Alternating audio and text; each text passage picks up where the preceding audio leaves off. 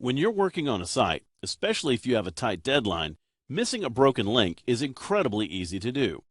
Maybe you renamed a graphic in Photoshop and saved over it without remembering to update your site.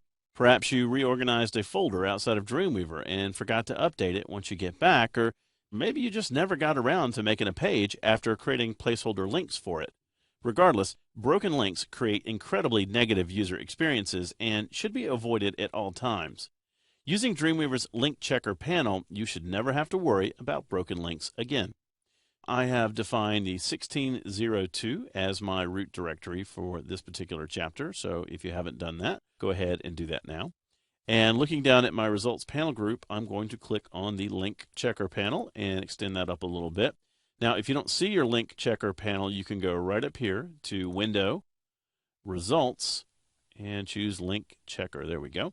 Now, the first thing we notice in the Link Checker panel is that we have three options for the types of links that it can check. We have broken links, external links, and orphan files. Orphan files are files that were created in your site, but no pages are linking to them.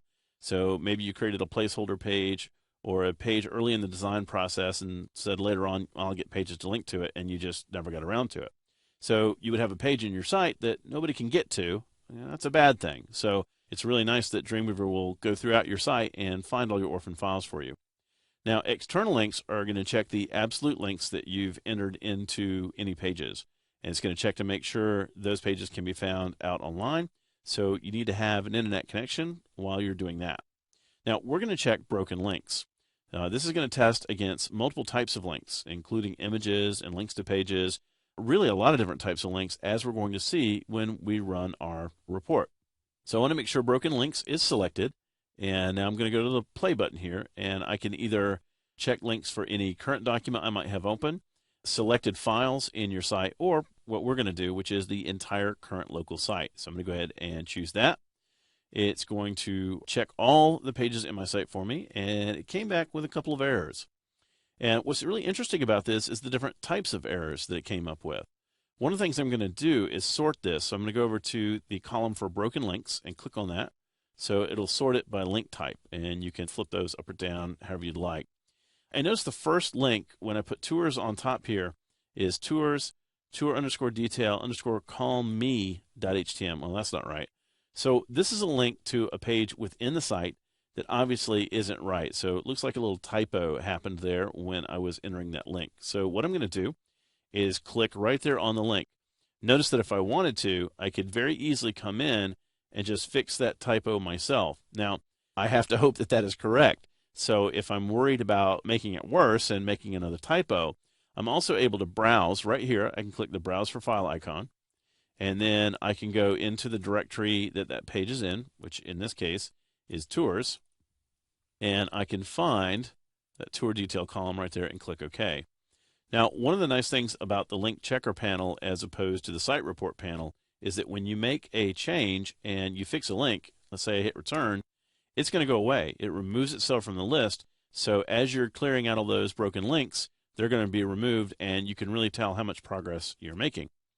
Now, the next one we have is an image. So in addition to broken links to pages, any broken link to an image or a source that points to an image that it can't find, it's going to list that one as well.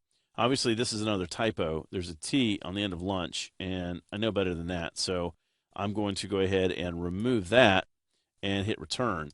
Now, if it's able to find that, it'll disappear from the list. If you just change the type and you hit return, if it's not a valid link, it's going to let you know about that. Now, the next three are all exactly the same problem.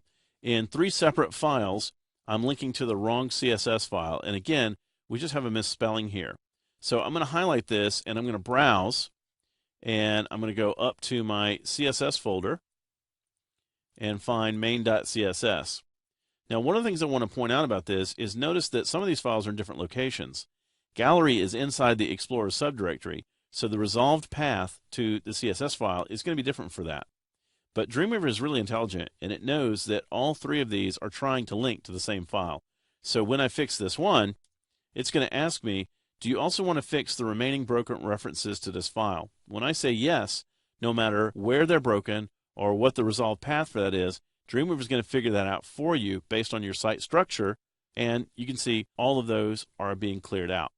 That's really cool. That's a huge time saver, because if for some reason maybe there was a typo in the way that you had originally named the file, maybe that's a broken link on 50 pages, you're not going to have to go through and fix it 50 times, even if they're in different directories. So that's amazingly helpful. Now, the thing that I love about working with the link checker is that I don't have to actually open the documents in order to fix them. It'll catch broken links to pages, graphics, external documents, and can even check for those orphan pages that we were talking about a little bit earlier. Like most maintenance tasks, make sure that you run your link checker periodically as well to make sure that your site is fully connected.